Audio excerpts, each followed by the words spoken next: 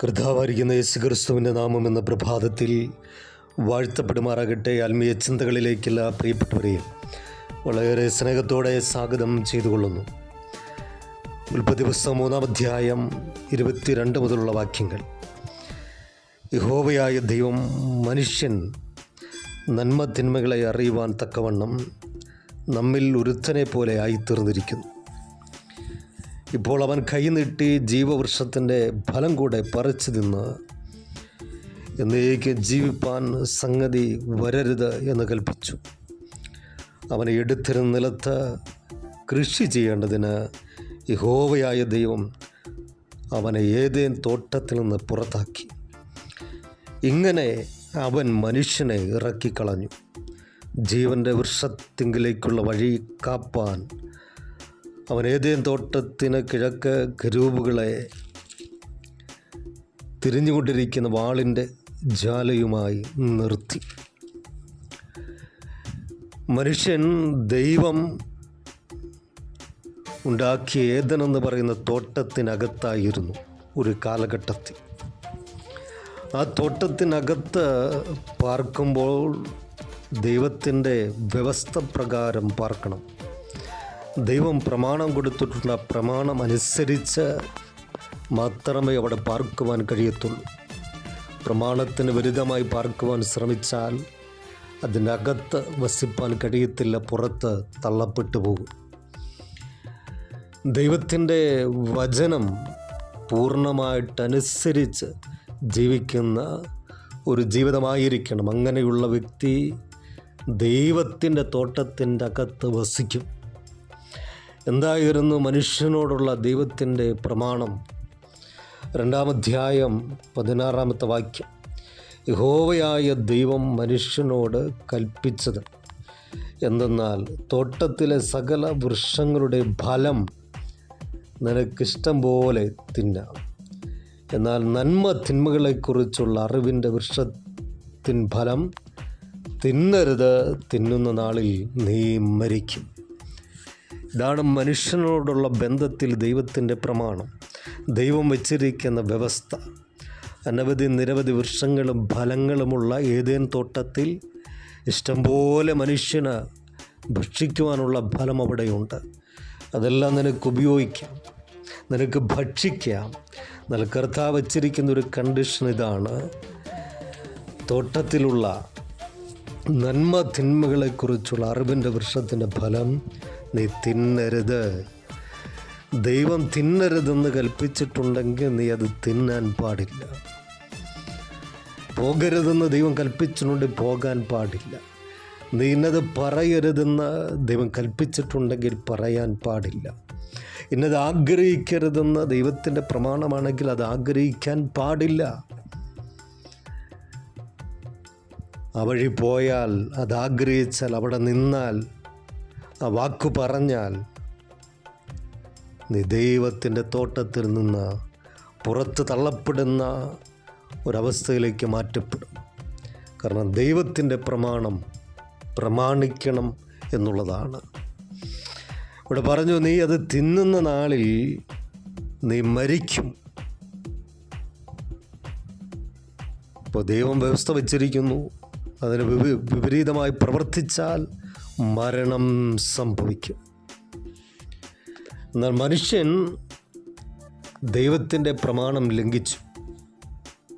പിന്നെ ആരുടെ പ്രമാണം പ്രമാണിപ്പാൻ ജീവിതത്തെ വിട്ടുകൊടുത്തു? ഉൽപ്പത്തി പുസ്തകം 3-ാം അധ്യായത്തിൽ സാത്താൻ പാമ്പിലൂടെ പ്രവേശിച്ചു കഴിഞ്ഞപ്പോൾ സ്ത്രീയുടെ അടുക്കൽ വന്ന് സാത്താൻ ചില ചോദ്യങ്ങൾ ചോദിക്കുകയാണ്. 1-ാമത്തെ വാക്യത്തിൽ ഇപ്രകാരം വായിക്കുന്നു: തോട്ടത്തിലെ യാതൊരു വൃക്ഷത്തിൻ്റെ ഫലവും നിങ്ങൾക്ക്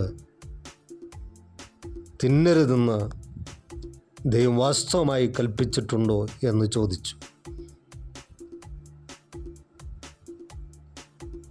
സ്ത്രീ പാമ്പിനോട്, തോട്ടത്തിലെ വൃക്ഷങ്ങളുടെ ഫലം ഞങ്ങൾ തിന്നാം, എന്നാൽ നിങ്ങൾ മരിക്കാതിരിക്കേണ്ടതിന് തോട്ടത്തിൻ്റെ നടുവിലുള്ള വൃക്ഷത്തിൻ്റെ ഫലം തിന്നരുത്, തൊടുകയും അരുത് എന്ന് ദൈവം കൽപ്പിച്ചിട്ടുണ്ട് എന്ന് പറഞ്ഞു.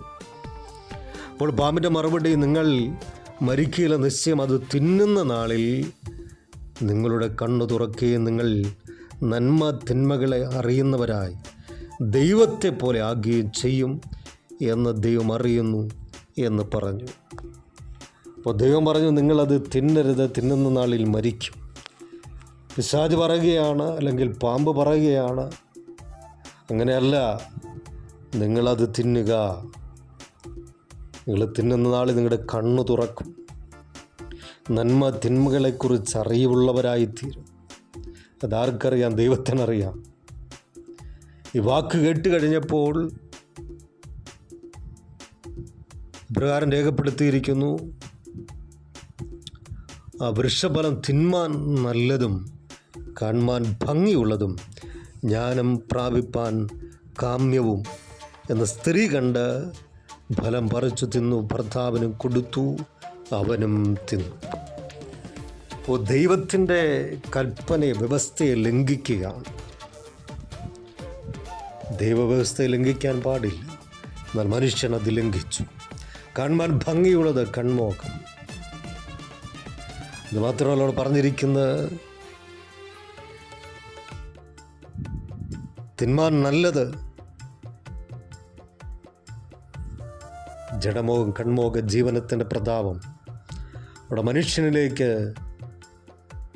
കടന്നുകൂടുകയാണ്.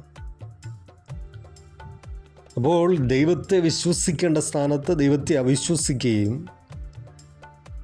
പിശാചിനെ വിശ്വസിക്കുകയും ചെയ്യുന്ന മനുഷ്യൻ, ദൈവത്തെ അനുസരിക്കേണ്ട സ്ഥാനത്ത് പിശാചിനെ അനുസരിക്കുക. അങ്ങനെ ഏതേൻ തോട്ടത്തിൽ നിന്നവരെ പുറത്താക്കി. അവിടെ ജീവവൃക്ഷമുണ്ട്, അതിൻ്റെ ഫലം പറിച്ച് നിത്യമായി ജീവിക്കുവാൻ അവർക്ക് അവസരം കൊടുക്കാതെ അവരെ ഏതേൻ തോട്ടത്തിൽ നിന്ന് പുറത്താക്കി. മടങ്ങി അതിനകത്ത് കയറുവാൻ കഴിയത്തില്ല. കാരണം കറങ്ങുന്ന വാളിൻ്റെ ദൂതന്മാരെ കാവൽ നിർത്തി.